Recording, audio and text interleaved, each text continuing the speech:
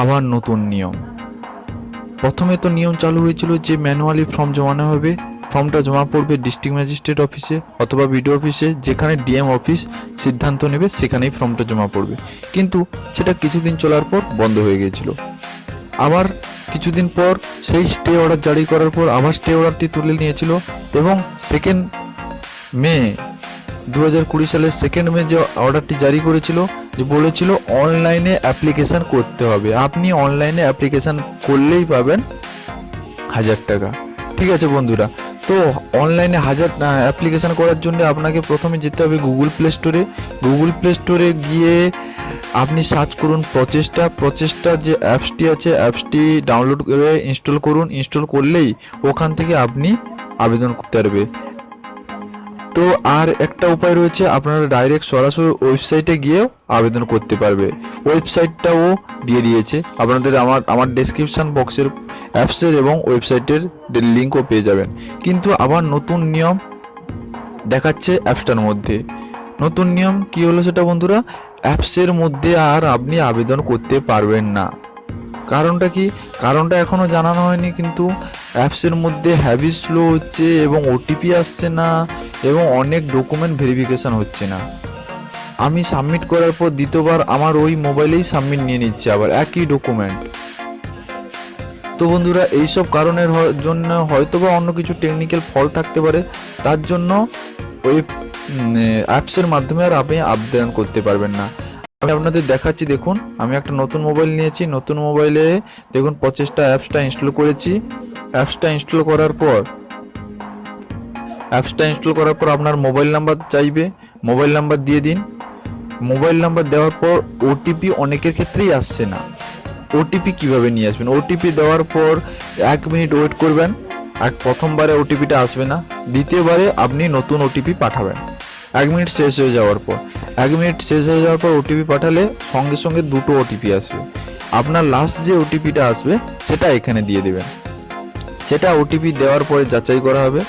যাচাই করার পর দেখুন একটুক্ষণ চেকিং চলছে।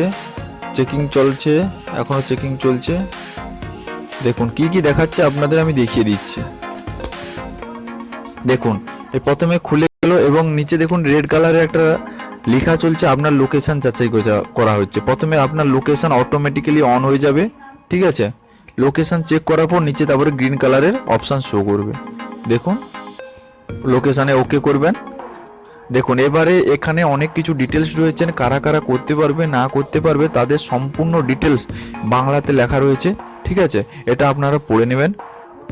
এখানে লেখা আছে যে কোনো শ্রমিক, দিনমজুর এবং অন্যান্য শ্রমিকরা যারা পশ্চিমবঙ্গের স্থায়ী সদস্য, যারা করোনা ভাইরাসের সংক্রমণের জন্য কাজ হারিয়ে খুব দুর্দশার মধ্যে দিয়ে যাচ্ছেন এবং যাদের রোজগার অন্য কোনো উপায় নেই, তারা এই নিম্নলিখিত শর্তগুলো মানলেই তবে এই আবেদন করার জন্য উপযুক্ত বলে গণ্য হবে।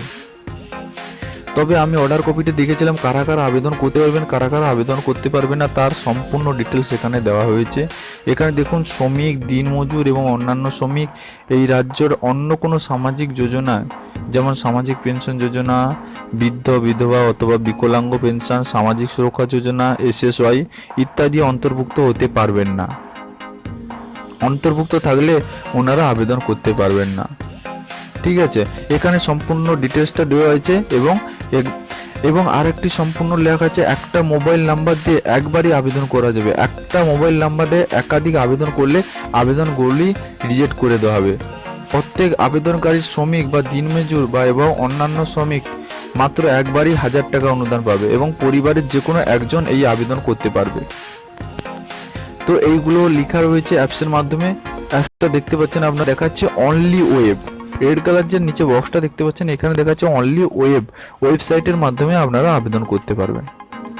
কিন্তু বন্ধুরা এখনো ওয়েবসাইটটা পুরোপুরিভাবে রেডি হয়নি এবং ওপেনও হচ্ছে, কাজ হচ্ছে না, মাঝে মাঝে ওপেনও হচ্ছে না।